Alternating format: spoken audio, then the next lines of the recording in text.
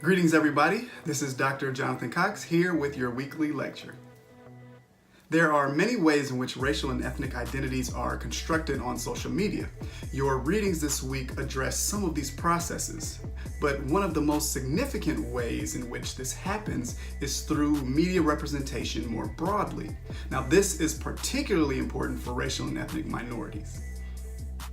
Overall, we see very uneven, monodimensional representations of racial and ethnic minorities in the media, which includes things like news outlets, television shows, movies, films, all of that. People of color make up about 39% of the total US population. However, they have nowhere near that level of representation in media and film. For instance, if we look at the Academy Award winners up until the year 2017, less than 10% were non-white. In addition to a significant lack of representation, racial minorities are often relegated to token roles that merely perpetuate negative stereotypes.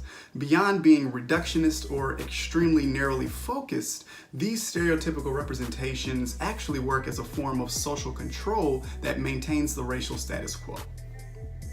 In her book, Black Feminist Thought, prominent sociologist Dr. Patricia Hill Collins coined a term for these problematic and narrow representations: controlling images. Now, according to Dr. Collins, controlling images are pervasive tropes or stereotypes for various racial groups, and beyond being racialized, they're also classed and gendered in very specific ways. Because of historical and widespread usage, controlling images are generally accepted, they're taken for granted, and they shape what is considered normal. In other words, they make social injustices appear natural, normal, and inevitable parts of everyday life. Racial minorities are subjected to these stereotypes and are often expected to mirror these representations. Whites, on the other hand, are free to choose which of these that they want to associate with, for how long, and in what context. Let's look at some of these controlling images. Many of these should sound very familiar to you, which speaks to their pervasiveness. There are many controlling images for women of color, but one of the common themes is that women of color are often portrayed as being exotic sex symbols. For example, you have the Jezebel image for Black women, the hot-blooded or spicy Latina woman, and a subservient butterfly sex object for Asian women. Men of color are often portrayed as dangerous and immoral, such as the controlling images of Black and Latino men as thugs or gang members, or Asian men as martial artists and corrupt businessmen.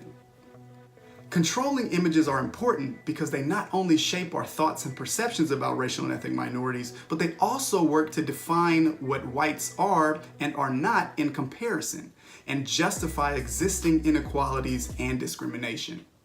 For example, the controlling image of Black women as welfare queens who take advantage of social services justifies the belief that poor Black women do not deserve this type of aid, while simultaneously positioning white women as either deserving of aid or as not using welfare services at all, despite the fact that the majority of welfare recipients are actually white women.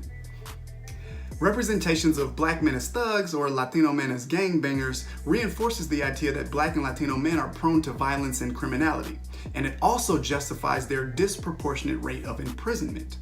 At the same time, the message is sent that white men are not gangbangers or violent criminals. Arabs and Muslims are often depicted in ways that perpetuate Islamophobic beliefs. Think about how often Arab and Muslim men are portrayed as terrorists, while Arab and Muslim women are typically veiled and oppressed.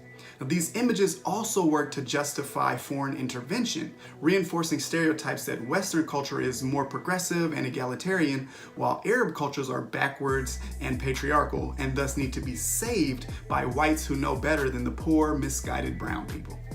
Further, these images also justify immigration policies, such as the ban on immigration from several majority Muslim nations that was put in place by President Trump in 2017.